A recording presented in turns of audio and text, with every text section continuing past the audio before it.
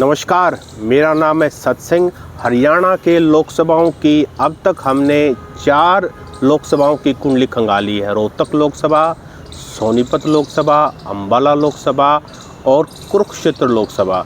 उसी कड़ी में आज हम कुंडली खंगालेंगे हिसार लोकसभा की, जहां से बीजेपी के एमपी बृजेंद्र सिंह सांसद हैं। हिसार लोकसभा 1952 के अंदर एग्जिस्टेंस में आई और हरियाणा बनने से पहले जो वहाँ पे एमपी थे मनीराम बागड़ी संयुक्त सोशलिस्ट पार्टी के, जब हरियाणा बना 1966 में तो 67 में वहाँ लोकसभा का चुनाव हुआ, जिसमें रामकृष्ण गुप्ता, 71 में मनीराम गोदारा, 77 में इंदर सिंह शौकंद, फिर मनीराम बागड़ी, चौधरी बीरेंद्र सिंह जिनके सुपुत्र बृजेंद्र सिंह अभी हाल में एमपी है, वो भी कांग्रेस की टिकट पर वहाँ से लोकसभा का चुनाव लड़ चुके हैं, जीत चुके हैं।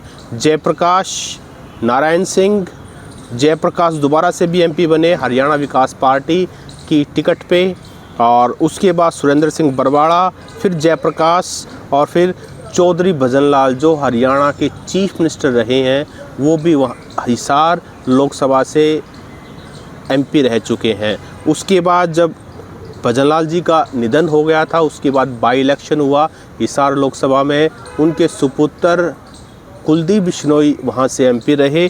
उसके बाद 2014 में दुष्यंत चौटाला इंडियन नेशनल लोकदल की टिकट पर, उस समय जेजेपी और इंडियन नेशनल लोकदल एक ही होते थे, तो दुष्यंत चौटाला वहाँ से चुनाव लड़े और 2019 में पहली बार अपनी आईएएस की नौकरी छोड़कर चौधरी बीरेंद्र सिंह के सुपुत्र बृजेंद्र सिंह यहाँ से एमपी बने और अभी हाल ही में वो यहाँ से सांसद हैं। 2024 में किस पार्टी से किसको टिकट मिलेगी, इसके बारे में चर्चा अभी हम करेंगे। उससे पहले थोड़ा सा मैं आपको बता दूं कि हिसार लोकसभा में 7 विधानसभा जो हैं वो हिसार डिस्ट्रिक्ट की आती हैं, 1 भिवानी की और 1 जींदगी। वहाँ से कौन कौन एमएलए हैं मैं आपको थोड़ा सा ब्रीफ करूँ, उसके बाद हम शुरू करेंगे। उचाना कला से खुद दुष्यंत चौटाला जो अभी डिप्टी चीफ मिनिस्टर हैं, जेजेपी के खाते में ये सीट है। आदमपुर से भव्य बिश्नोई, क्योंकि ये चौधरी भजनलाल की ट्रेडिशनल सीट है। उकलाना जो कि एक रिजर्व कॉन्स्टिट्यूंसी है, अनूप धानक जेजेपी से। नारनौन से राम कुमार गौतम, बड़े पॉपुलर दादा के नाम से इनको जानते हैं, जेजेपी। हासी से विनोद भयाना, बीजेपी। बरवाड़ा से जोगीराम सिहाग, जेजेपी। हिसार से कमल गुप्ता, बीजेपी। नलवा से रणबीर सिंह गंगवा, बीजेपी। और भवानी खेड़ा जो कि रिजर्व्ड है भिवानी की, वहाँ से इस सारी कड़ी के बारे में कौन कैंडिडेट होंगे, क्या वहाँ का कास्ट कंपोजिशन है, चर्चा करने के लिए मेरे साथ फिर हाजिर हैं जोगेंद्र कथुरिया जी, जो कि पत्रकार हैं और पॉलिटिकल सर्वेयर हैं। कथुरिया साहब, आपका स्वागत है। आपका भी बहुत बहुत धन्यवाद। इससे पहले हमने 4 लोकसभा की चर्चा की, वीडियोस को दर्शकों ने बहुत, और डिमांड रेगुलर बढ़ती गई, इस लोकसभा को करो, इस लोकसभा को करो, परंतु एक टाइम पे हम एक ही लोकसभा को ले सकते हैं। एक लोकसभा भी बहुत बड़ी हो जाती है, उस पे सभी परमोटेशन एंड कम्बिनेशन पे विचार करते हैं, तो इतनी लंबी वीडियो हो जाती है। अगर हम दूसरी को साथ में जॉइंटली करेंगे तो वो न्याय नहीं होगा उनके साथ। अच्छा, यहाँ शुरू करने से पहले हिसार लोकसभा के बारे में, यहाँ एक बड़ा ट्रायंगुलर बन रहा है कथुरिया साहब, क्योंकि हिसार लोकसभा दुष्यंत चौटाला जो अभी जेजेपी में, वो अपना इसको पुरानी सीट मानते हैं कि ये हमारी सीट है। वो खुद भी वहाँ से एमपी रहे हैं। भजनलाल का परिवार जिसके सुपुत्र कुलदीप बिश्नोई का भी दावा है। हाल ही में एमपी बृजेंद्र सिंह जो खुद एमपी अभी हाल में है, उनके पिताजी भी यहाँ से एमपी है। तो ये जो तिकोना जो है ये एक ही पार्टी में है, क्योंकि बृजेंद्र सिंह बीजेपी से हैं, बीरेंद्र सिंह बीजेपी से, कुलदीप बिश्नोई भी बीजेपी में, जेजेपी का गठबंधन है। तो ये बड़ा एक धर्म संकट सा नहीं होगा? आप देखिए 2019 का जो लोकसभा चुनाव हुआ था, बृजेंद्र सिंह के अगेंस्ट में 2 कैंडिडेट थे, दुष्यंत चौटाला और भव्य बिश्नोई जी। भव्य बिश्नोई बीजेपी में जा चुके हैं, दुष्यंत चौटाला अलायंस में हैं। देखो, अगर गठबंधन धर्म का पालन भाजपा करती है तो ये सीट जेजेपी के कोटे में जानी चाहिए। आज भी जो मेरा सर्वे है उसमें 8 से 11% मत जेजेपी के फिक्स हैं। यदि उनकी तरफ से कोई कैंडिडेट होगा तो मैं आज सार्वजनिक वीडियो में कह रहा हूँ कि कम से कम 1 लाख मत और अधिक से अधिक 1.5 लाख मत जेजेपी का कैंडिडेट यदि बीजेपी से अलग होकर लड़ता है तो 1 लाख से 1.5 लाख के करीब मत जरूर जाएंगे। अब मैं आपको एक बीजेपी के इतिहास के बारे में, बीजेपी अधिकतर कभी भी गठबंधन धर्म का पालन किया नहीं है। हमेशा जिस पार्टी के साथ गठबंधन होता है बीजेपी उस पार्टी को ख़त्म करने का काम निगल जाती है। आप शुरू से इतिहास ले लो, जब इनका हरियाणा विकास पार्टी के साथ अलायंस था तो मुझे याद है बंसीलाल की सरकार गिराने में भाजपा का अहम रोल था और ओम प्रकाश चौटाला की सरकार बनाने में अहम रोल था। फिर जब इनका अलायंस ओम प्रकाश चौटाला के साथ रहा, आईएनएलडी के साथ रहा, तो आज आईएनएलडी किस स्तर पर आ चुकी है उसको पूरी तरह समाप्त करने का काम भाजपा ने किया। अब जेजेपी के साथ 2019 में अलायंस हुआ तो आज जेजेपी पूरे हाशिए पर पहुंचाने का काम भाजपा, आप देखिए। लेकिन इसमें बीजेपी क्योंकि एक राष्ट्रीय पार्टी है उनका अपना रोल रहा होगा, लेकिन पार्टी की अपनी खामियां रहीं। हरियाणा विकास पार्टी की अपनी खामियां रहीं, इनेलो की अपनी खामियां रहीं। खामियां तो अपनी खुद की रही ना। चलो ये विशेष एक वीडियो बनाएंगे बाद में। आज पूरा फोकस हम हिसार लोकसभा पर ही करेंगे। जैसा कि आपने बताया इतिहास के बारे में भी, कौन कौन यहाँ से सांसद रहा। आप देखिए वीरेंद्र सिंह ने ओम प्रकाश चौटाला को भी हराया और 2011 के चुनाव में यहाँ अजय चौटाला भी हारे। 2014 के चुनाव में यहाँ पर दुष्यंत चौटाला ने अपना बदला लिया। दुष्यंत चौटाला ने यहाँ से कुलदीप बिश्नोई को चुनाव में मात दी और यहाँ पर जीते दुष्यंत चौटाला। उन्होंने अपने पिता और दादा की हार का बदला लिया। उसमें उनकी उम्र सिर्फ 26 साल थी। यंगेस्ट एमपी थे उस समय। यंगेस्ट एमपी थे वो। एक वोटों का पोलराइजेशन हिसार, रोहतक, सोनीपत, ज़्यादातर जाट और नॉन जाट के नाम पर चुनाव लड़ा जाता है। और पहले जब जीते थे भजनलाल जी और कुलदीप बिश्नोई जी, वो भी एक नॉमिनल मार्जिन से बहुत, एक बार तो मुझे याद है शायद 6900 वोटों से जीते थे और दूसरी बार भी ज़्यादा मार्जिन नहीं था, 50,000 से कम ही था, 30-35 हज़ार के करीब ही मार्जिन रहा।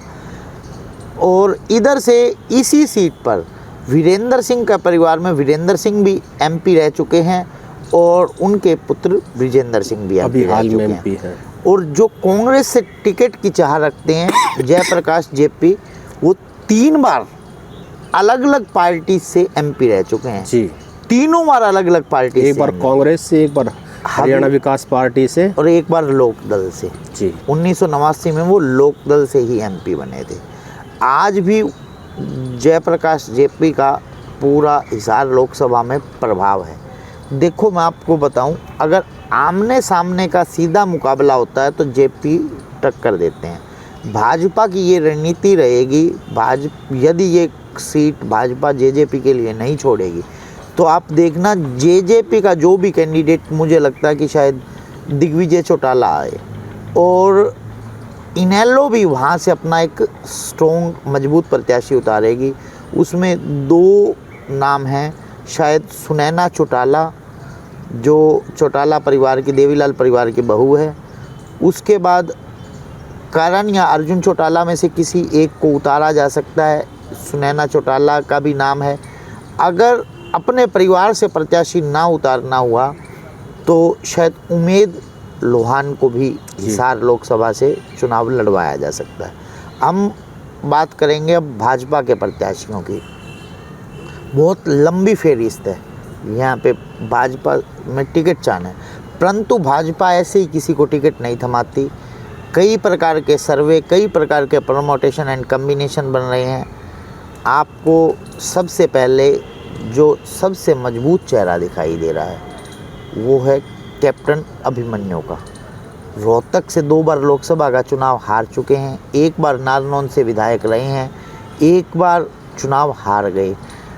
उसके बाद आपको एक और चीज़ बता दूं, जो कैप्टन अभिमन्यु हैं वो वित्त मंत्री भी रहे हैं, हरियाणा के पावरफुल मिनिस्टर रहे हैं जी। और एक धनाढ़े परिवार से हैं, व्यापारी हैं और उनके द्वारा एक हरियाणा और कई राज्यों में अखबार भी चलाया जाता है, दैनिक हरिभूमि, उसके ओनर भी कैप्टन अभिमन्यु हैं।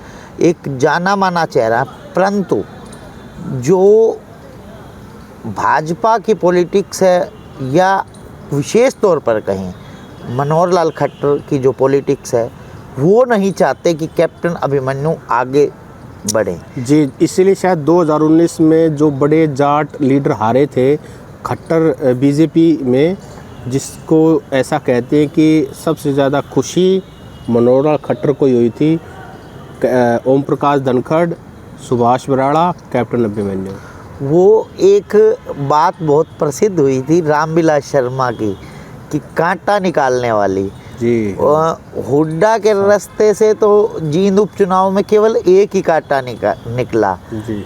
मनोहर लाल खट्टर ने 2019 के विधानसभा चुनाव में अपने पता नहीं कितने कांटे सीएम की दौड़ वाले सारे कांटे निकाल दिए।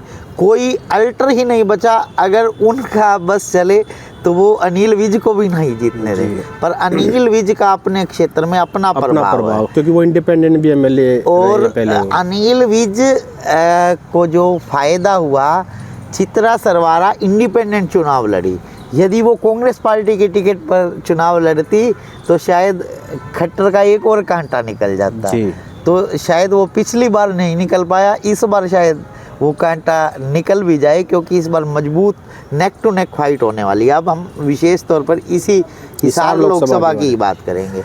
हमने भाजपा के अगले कैप्टन अभिमन्यु के बाद अगर नॉन जाट के चेहरे पर भाजपा चुनाव मैदान में उतारना चाहेगी तो कुलदीप बिश्नोई या भव्य बिश्नोई, दोनों में से किसी एक को तो ब्रजेंद्र सिंह ने भी कह रखा है कि वो चुनाव लड़ना चाहते हैं। मैं आपको एक बात बताता हूँ, मैं पीछे आदमपुर, नलवा, हांसी, हिसार जब सर्वे करने के लिए गया ना, ब्रजेंद्र सिंह को उचाना से बाहर ज़्यादा पसंद नहीं किया जाता।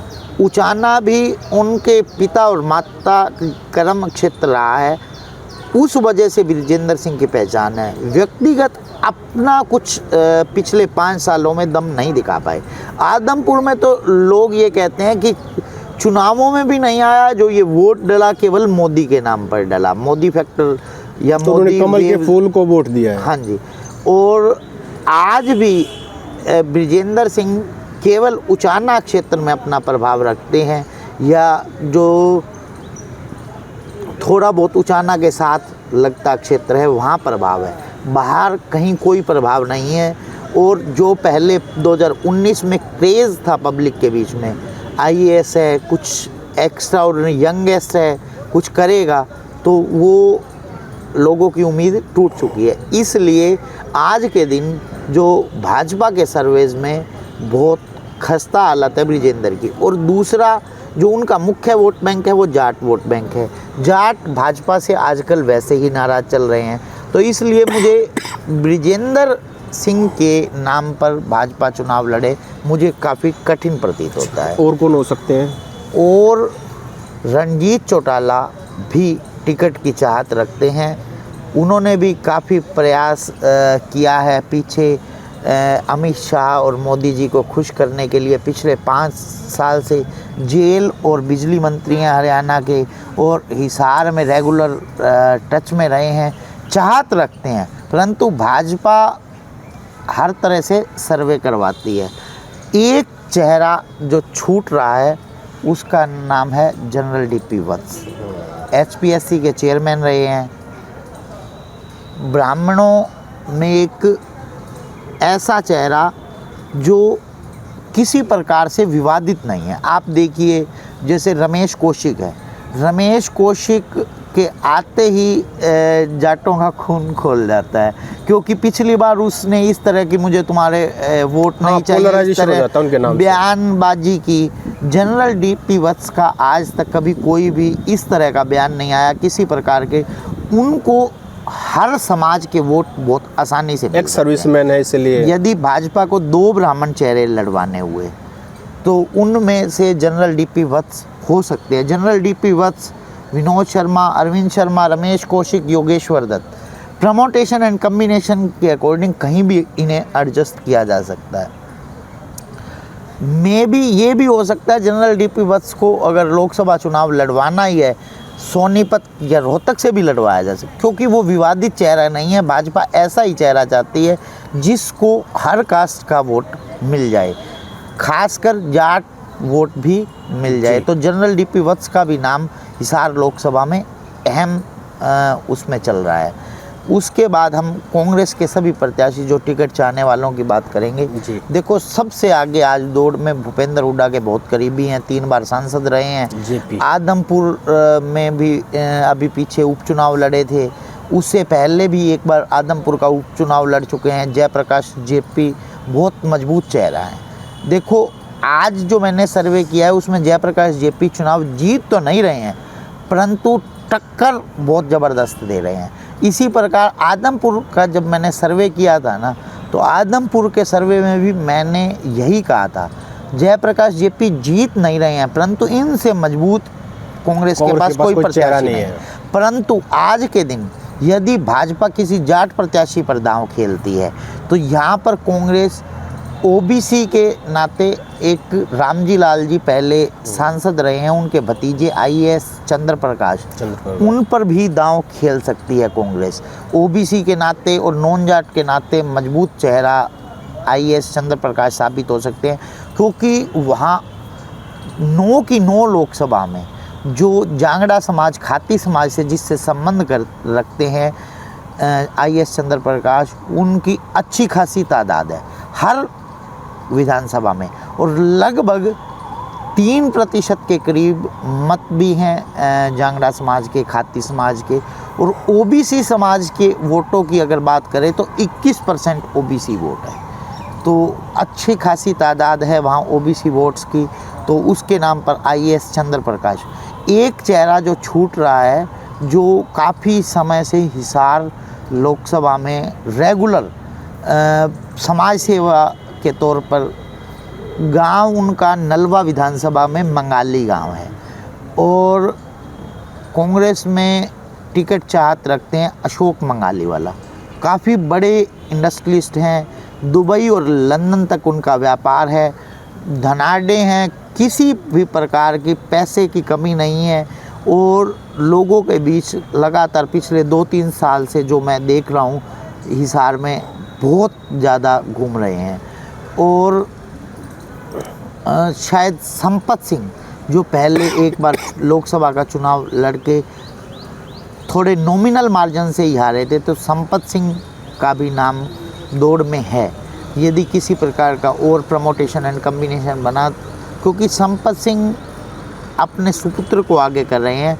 परंतु गौरव को तो अभी शायद चुनाव ना लड़वाया जाए लोकसभा का, तो वो शायद नलवा से विधानसभा में। बीजेपी में एक नाम कुलदीप बिश्नोई का छूट गया है। कुलदीप और भव्य मैंने दोनों का लिया है जी। कुलदीप और भव्य दोनों में से किसी एक को भाजपा, भव्य तो ऑलरेडी अभी एमएलए है, तो हो सकता है। अभी एमएलए का कार्यकाल कितना बचता है?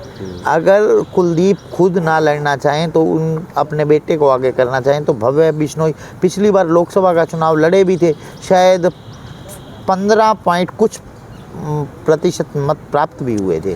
तो यानी कि आप ये कहना चाहते हैं कि जो मजबूत चेहरे हैं वो बीजेपी के पास है, क्योंकि उनका हाल ही में वहाँ का एमपी है। लेकिन अगर एक को टिकट देते हैं, बाकी को नई टिकट मिलती है, तो उनका वो जो रूठेंगे उनके कारण वोट भी कटेंगे। आप देख सकते हैं पिछली बार जब दुष्यंत चौटाला एमपी बने थे, उनके खिलाफ शायद कुलदीप बिश्नोई ही प्रत्याशी थे। नारनौंद विधानसभा जो कैप्टन अभिमन्यु का गढ़ है, वहाँ पर क्या हाल हुआ था कुलदीप बिश्नोई का। हालांकि हजका और बीजेपी का गठबंधन था, तो ये होता ही है, जो टिकट की चाहत रखने वाले बराबर के प्रत्याशी होते हैं, उनके सपोर्टर्स वो नाराजगी होती है। भीतरघात भी करते हैं, लेग पुलिंग भी करते हैं और अपने ओर से प्रयास करते हैं।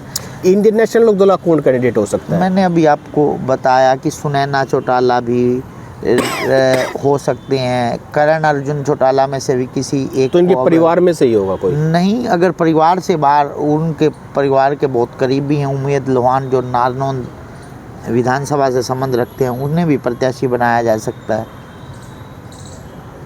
और जी। मैं अब जातिगत आंकड़े के ऊपर आता हूँ।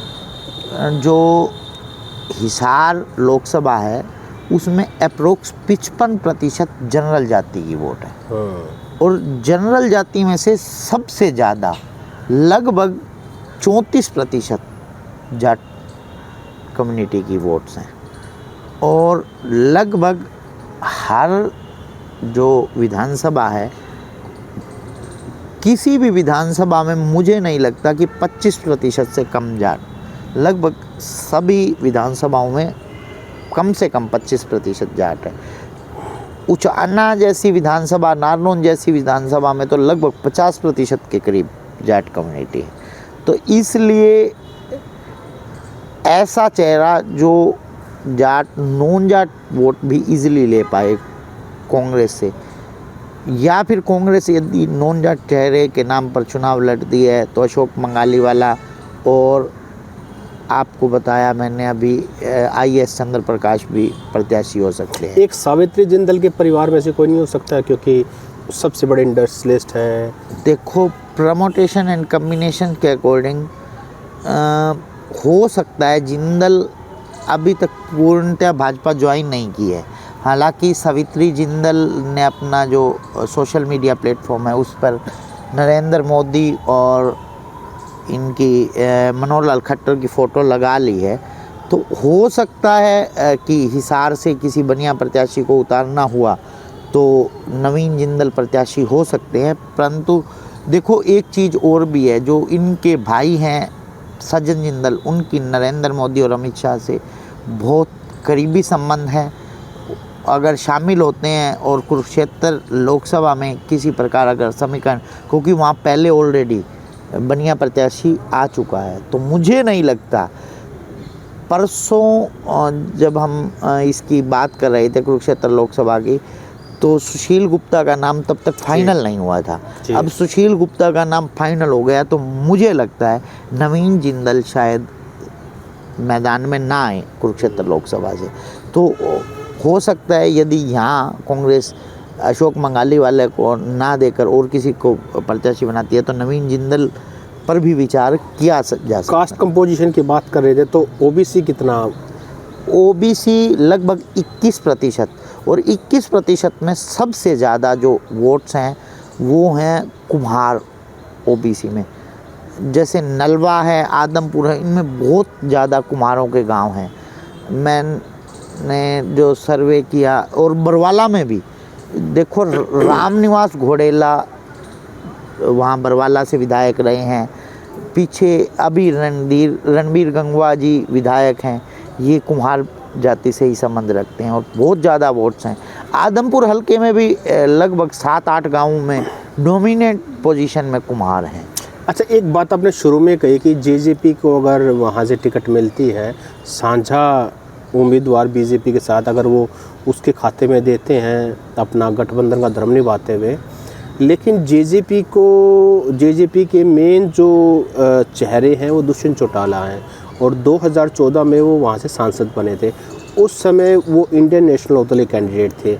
तो उस समय जो है, एक तो पार्टी एक थी, दूसरी बात 2019 में जो उन्होंने BJP के साथ गठबंधन किया है, जाट वोट जो नाराज़ हुई है, तो उनको डबल डैमेज हुआ है। तो आपको फिर भी लगता है कि JJP को फिर भी जाटों के वोट मिल जाएंगे इतना करने के बाद भी? मैं आपको एक चीज़ बताता हूँ, 10% पर आज JJP लगभग खड़ी है हिसार लोकसभा में। 10% उनका व्यक्तिगत वोट है, प्रत्याशी कोई भी हो JJP का, उसको इतने मत आएंगे, ठीक है। 10% में से लगभग 80% मत उन्हें जाट कम्युनिटी का ही मिल रहा है। तो आप देखिए 1 लाख वोट जो व्यक्ति अपने पर्सनल लेकर चलता है, साथ में भाजपा का वोट बैंक भी तो उन्हें मिलेगा। जो भाजपा का मुख्य वोट बैंक नॉन जाट का रहा है तो वो भी तो उसके साथ जुड़ेगा, तो एक समीकरण बनता है जिससे यदि जेजेपी के कोटे में खुद मनोहर लाल खट्टर चाहते हैं कि हिसार लोकसभा जेजेपी के कोटे में जाए, ठीक है, ना होगा बांस ना बजेगी बांसुरी, तो वो वहाँ से दिग्विजय चौटाला को एमपी देखना अच्छा, इश्यूज क्या क्या रहेंगे हिसार लोकसभा में, जैसे कि अपने सर्वे देखो किया है? केंद्र का चुनाव है तो स्थानीय मुद्दे क्षीण हो जाते हैं। हमेशा जो लोकसभा का चुनाव है वो राष्ट्रीय मुद्दों पर लड़ा जाता है। अब राष्ट्रीय मुद्दे भाजपा की ओर से तो राम मंदिर, धारा 370 और देश की सीमाएं सुरक्षित जो भाजपा कहती है। और देखो एक चीज़ तो माननी पड़ेगी, पिछले 10 साल में ये सर्वविदित है, टेररिज्म पर बहुत लगाम लगी है। तो बालाकोट क्या था? देखो बालाकोट आज कितने सालों, शायद 5 साल हो गए, उसके बाद कितना घटा टेरर। और एक घटना हो जाए उस बालाकोट का, जो इन्होंने एयर स्ट्राइक तो की थी, शायद वो उरी में हमला हुआ था, अपने जो 40 सैनिक शहीद हो गए थे। और उसके बाद बालाकोट पुलवामा के अंदर, पुलवामा और उरी में शायद ये दो अलग अलग घटनाएं हैं, ठीक है। उसके बाद तो एयर स्ट्राइक हुई थी बालाकोट में, ना स्ट्राइक हुई थी, तो बालाकोट को उन्होंने मुद्दा बनाया था। हाँ। और पुलवामा के अंदर वो हमारे जो बीएसएफ के जवान थे वो शहीद हो गए थे, जो कि छोटी घटना नहीं है। जो नरेंद्र मोदी की लोकप्रियता आज भी उसी प्रकार बनी हुई है, उसका मुख्य कारण पता क्या है? मैं सच्चाई बताऊं, मैं जब जनरल सर्वे करने जाता हूं ना, पब्लिक से किसी प्रकार का अगर प्रश्न हो जाए, वो बोले परेशान हैं, लोगों की आमदनी कम हुई है, महंगाई बहुत ज़्यादा तीव्र गति से बढ़ी है।